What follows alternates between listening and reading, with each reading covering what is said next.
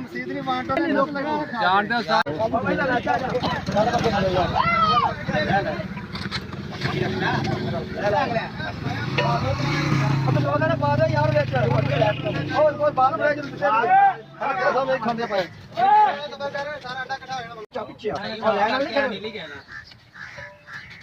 अभी तकलीफ होनी है ऐसे बंदे कितने हैं लेकिन कुछ तो खंडे जलान बंदे खड़े हो ले मेरी यार यार छाड़ यार छाड़ यार तो बुला लीजिए भाई भी हां